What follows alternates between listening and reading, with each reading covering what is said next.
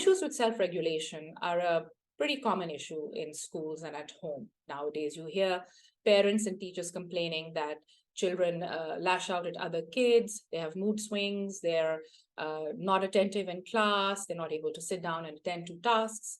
The thing is that self-regulation does not come naturally to some children, and it has to be taught. And when I say it has to be taught, basically there are a few stages that need to be achieved in order for the child to understand how they can regulate themselves or to learn how to regulate themselves. Number one is identification of feelings. If you don't know how you're feeling, or you don't recognize the feelings of, let's say, anger or aggression or stress or being upset, for instance, then how are you going to address them? So creating the self-awareness within the child that, okay, this is how you may be feeling.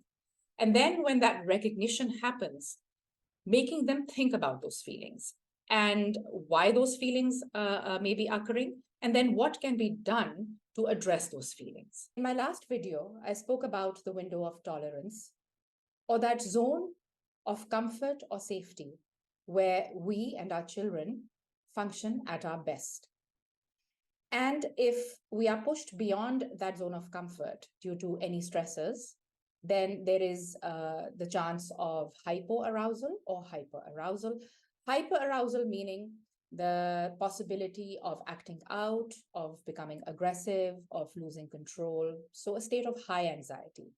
And hypoarousal is the exact opposite, meaning a state of feeling very low and depressed, not wanting to do anything, procrastinating, and so on. I also mentioned that it is important to get to know your child's window of tolerance if you want to avoid a meltdown. Now, the thing is, before your child actually goes into a full-blown tantrum or an argument, there is that space where you can intervene and help them develop the skills to regulate. A visual that I use very often with my clients is the stop, think, and go visual.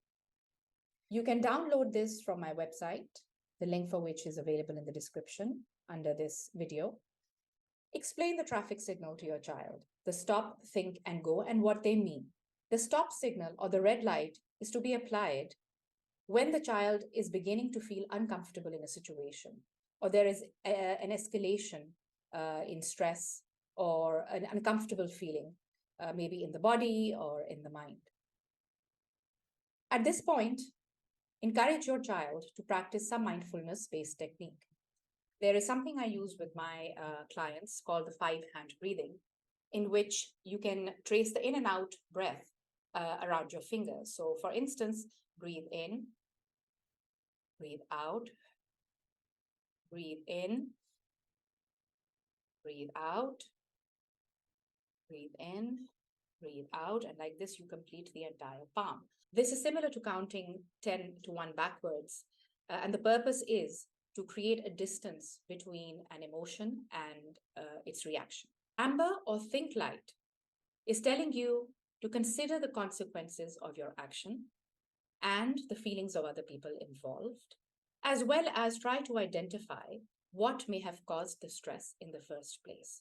So as such, it is activating your rational brain and your thinking process. The green or go light is that point where you make a choice as to what is the best way forward.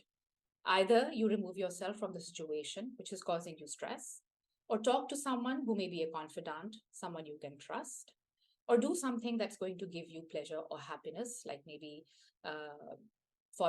doing a hobby or going out for a walk or for a swim, and so on.